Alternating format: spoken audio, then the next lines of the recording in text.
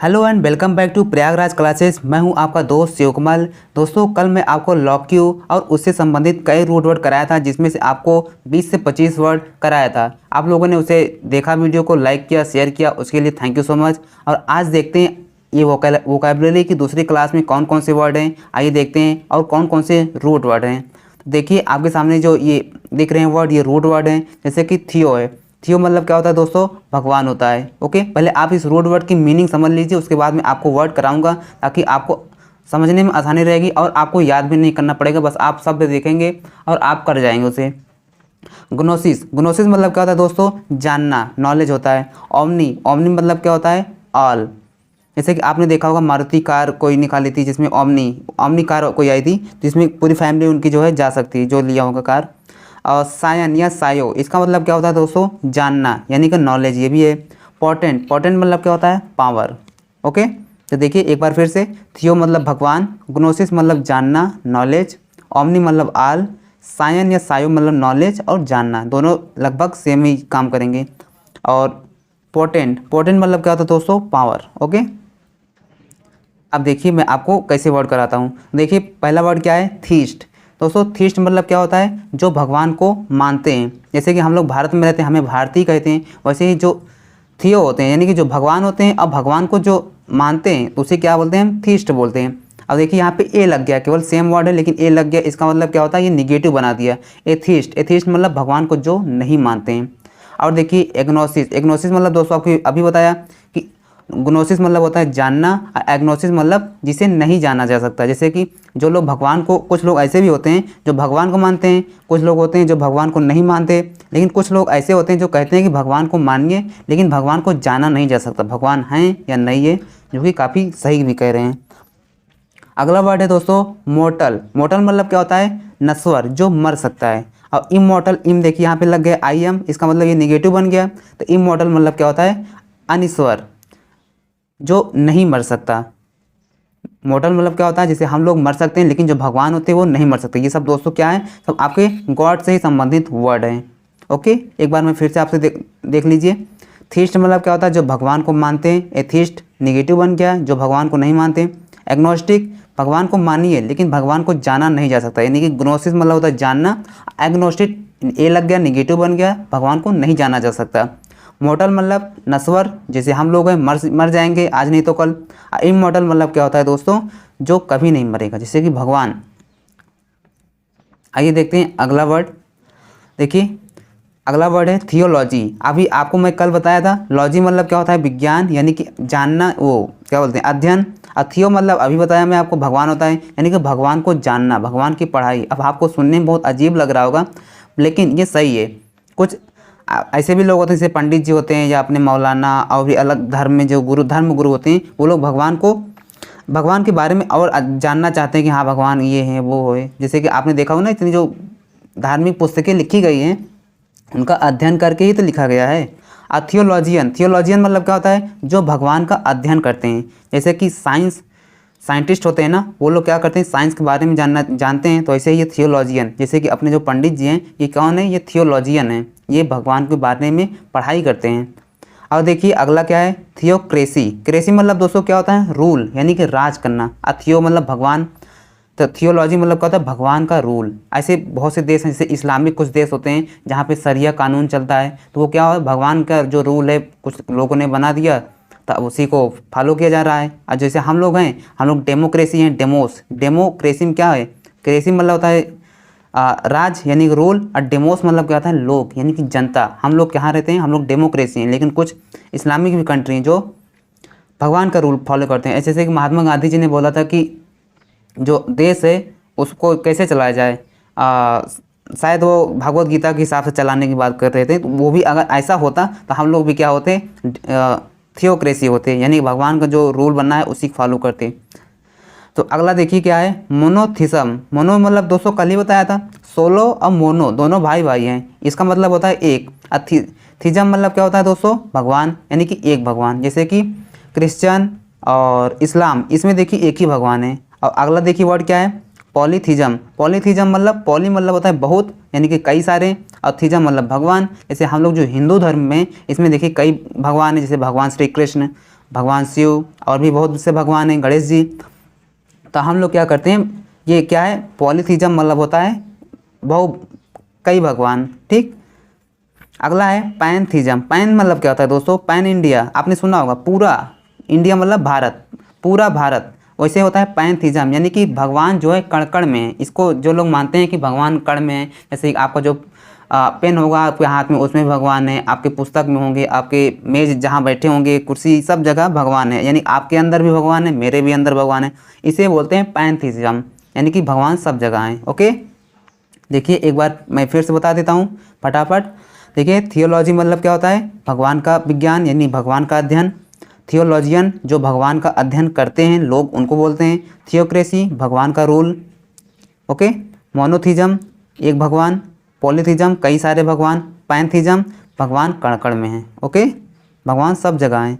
अभी इसी से रिलेटेड मैं आपको एक वर्ड और दिखाता हूँ। तो ये देखिए, ये वाला पूरा हो चुका है। ये वाला दोस्तों जो 3 वर्ड हैं, ये क्या है, ये भगवान की क्वालिटी है। यानी कि अगर आपसे कोई पूछे भगवान कौन है, तो आप ये तीनों क्वालिटी बता दीजिएगा, यही है भगवान का डिफिनीशन करिए या परिचय। देखिए ओमनी, ओमनी मतलब अभी मैं शुरू में आपको बताया था, ओमनी मतलब क्या होता है, ऑल। अब प्रेजेंट मतलब पता ही, प्रेजेंट मतलब उपस्थित, जो सब जगह है। यानी कि भगवान क्या होते हैं, सब जगह हैं, ठीक। अगला क्या है, ओमनीसिएंट। ओमनी मतलब क्या होता है, सब। असिएंट मतलब क्या होता है दोस्तों, जानना, नॉलेज, यानी कि सर्वज्ञ। भगवान क्या है, सर्वज्ञ, जो सब कुछ जान लेते हैं, मन में क्या है किसके, सब कुछ उनको पता है भगवान को। तो ये भी हो गया। ओमनीपोटेंट, सर्वशक्तिमान। भगवान की क्वालिटी होती है कि वो, उनके पास सबसे ज़्यादा शक्ति है, उनसे कोई पंगा नहीं ले सकता। ओके, तो ये क्या है, भगवान की तीनों एक क्वालिटी हैं। और दोस्तों एक वर्ड और है, यूबिक्विटस। इसका मतलब क्या होता है दोस्तों, ये जो है दोस्तों आपके, यूबी मतलब क्या होता है, जो सब जगह रहे। ओके, जैसे कि ये पैंथीजम मैंने आपको बताया ना कि भगवान सब जगह है, लेकिन यूबिक्विटस क्या होता है, जैसे कि आपकी जीन्स, आप दुनिया में कहीं भी जाएंगे आपको जीन्स पहने लगभग आम लोग मिल ही जाएंगे। फ़ोन आपके हाथ में, दुनिया में कहीं भी जाएंगे लगभग फ़ोन आपको, स्मार्टफोन मिल ही जाएगा। तो ये क्या है, ये भगवान के लिए यूज करते हैं, जो भगवान कण कण में। लेकिन ये एक आम चीज़ें हैं जो आपको लगभग हर चीज़ें वो चीज़ देखने को मिल ही जाएगी, ठीक दोस्तों। तो ओमनी प्रेजेंट मतलब कहता है, ओमनी मतलब सब, अब प्रेजेंट मतलब जो सब जगह उपस्थित है, ये भगवान की क्वालिटी है। ओमनीसिएंट सर्वज्ञ, यानी भगवान सब कुछ जानते हैं। ओमनीपोटेंट सर्वशक्तिमान, भगवान सब पास सबसे ज़्यादा शक्ति है। और यूबिक्विटेंट मतलब क्या, यूबिक्विटस मतलब क्या होता है, जो चीज़ आपको हर जगह लगभग मिल ही जाएगी, ठीक दोस्तों। अब देखिए आगे क्या है, ये पोटेंट में आपको शुरुआत में शायद बताया था, हाँ अगर नहीं बताया बता दे रहा हूँ। पोटेंट मतलब क्या होता है दोस्तों, पावर। इम्पोर्टेंट मतलब क्या होता है, देखिए आई एम लग गया, यानी कि निगेटिव बन जाएगा। इम्पोर्टेंट मतलब होता है दोस्तों, अगर पोटेंट मतलब होता है शक्ति, तो इम्पोर्टेंट मतलब क्या होगा, शक्तिहीन, यानी कि जिसके पास शक्ति नहीं उसे आप क्या बोलेंगे, इम्पोर्टेंट।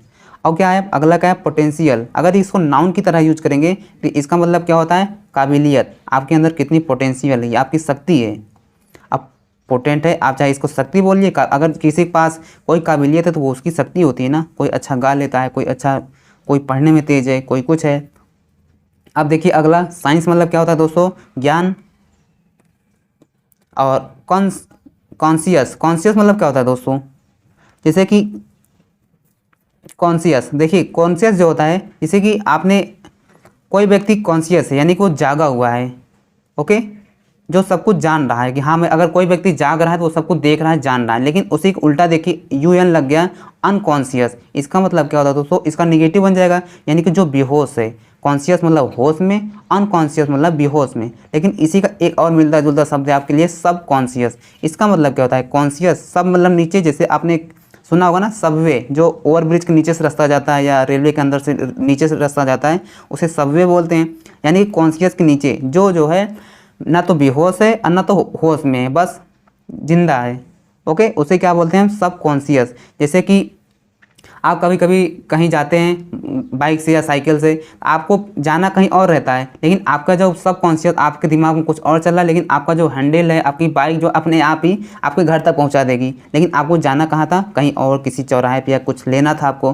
तो ये क्या होती है, आपको सब कॉन्शियस माइंड होती है। जैसे कि आप चल रहे हैं, लेकिन जब आपने बचपन में शुरू किया होगा चलना तो आपने बहुत कोशिश किया होगा चलने के लिए, लेकिन जब आप बड़े हो गए अब आप चल रहे हैं, देख कहीं और रहे हैं। अगर कोई साइकिल चला रहा है, जब आप शुरुआत किए होंगे साइकिल चलाना तो आपको बहुत ही ध्यान से आप चला रहे होंगे, लेकिन अब आपके सबकॉन्शियस में माइंड में बैठ चुका है। आप बात करते रहेंगे, देखते कहीं और रहेंगे, साइकिल अपने आप चलती रहेगी। तो ये क्या होती है दोस्तों, सबकॉन्शियस अवस्था होती है, यानी कि कॉन्शियस से नीचे, ना तो आप होश में हैं ना तो बेहोश हैं।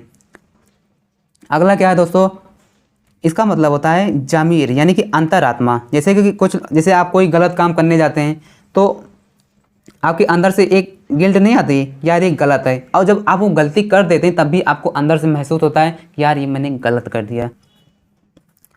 इसको बोलते हैं दोस्तों कॉन्शियंस। अगला क्या है, अनकॉन्शियनेबल।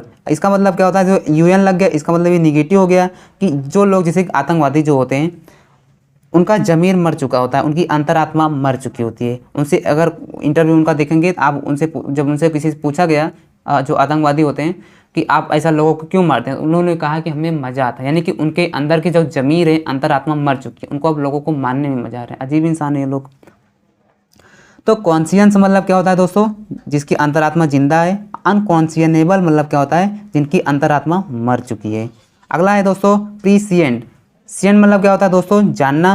प्री मतलब पहले, जो पहले ही जान ले उसे क्या बोलते हैं, प्रीसिएंट। और नीसिएंट मतलब क्या होता है, जो नहीं जानता, कुछ नहीं जानता, बिल्कुल डल, पढ़ने लिखने कुछ उनका नहीं, उनका दिमाग ही बिल्कुल लो लेवल का है, या तो उन्हें हम क्या बोलेंगे, नीसिएंट। तो देखिए दोस्तों एक बार मैं आपको फिर से पूरा बता देता हूँ।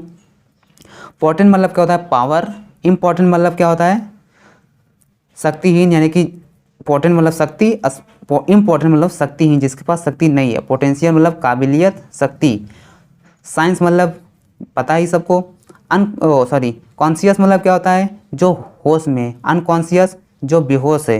सब कॉन्शियस जो होश और बेहोश दोनों के बीच में, इसको क्या बोलते हैं, सब कॉन्शियस। अगला है कॉन्शियंस। कॉन्शियस मतलब क्या होता है दोस्तों, जमीर, अंतरात्मा, यानी कि जिसकी अंतरात्मा अभी जिंदी है। अनकॉन्शियनेबल मतलब क्या होता है, जिसकी अंतरात्मा मर चुकी है, उसे कोई फर्क नहीं पड़ता वो क्या कर रहा है क्या नहीं। प्रीसिएंट मतलब क्या होता है दोस्तों, प्री मतलब पहले, असिएंट मतलब जानना, जो पहले ही जान ले। जैसे होते नहीं कुछ इंटेलिजेंट इंसान, वो जो क्या होता है पहले ही जान लेते हैं, या कुछ जो सीनियर लोग होते हैं वो भी समझ जाते हैं कि आप यहाँ पे क्या होने वाला है। नीसिएंट मतलब क्या होता है, जो कुछ नहीं जानता, बिल्कुल निठल्ले लोग होते हैं, इनको कुछ नहीं पता, कोई इन दुनियादारी से इनको कोई मतलब नहीं होता। दोस्तों ये रहे आपके आज के वोकैबुलरी, जो कि बहुत ही इंपॉर्टेंट है दोस्तों। अगर आप जब इसको टेस्ट देंगे या अभी टेस्ट देने जाएंगे, आपको देखेंगे आपको ये वर्ड उसके आपके एग्ज़ाम में मिलेंगे दोस्तों। तो दोस्तों अगर आपने पहला वीडियो नहीं देखा है जाइए देख लीजिए, उसमें भी मैंने आपको अच्छे अच्छे वर्ड कराए हैं। और दोस्तों ये मेरे वीडियो में एक क्वालिटी आपको मिलेगी कि आपको याद नहीं करना पड़ेगा, आपको कुछ जो रोड वर्ड है वही याद कर लीजिए, उसके बाद आपको समझ के आप इसे कर जाएंगे। ओके दोस्तों, मिलते हैं नेक्स्ट वीडियो में। अगर आप वीडियो को आपको पसंद आए तो इसे लाइक करिए, चैनल को सब्सक्राइब कर दीजिए, अपने दोस्तों में से शेयर कर दीजिएगा जिन्हें इंग्लिश वोकैबुलरी याद करने में दिक्कत होती है, उनके लिए तो भाई आसानी है। तो मिलते हैं नेक्स्ट वीडियो में दोस्तों, जय हिंद।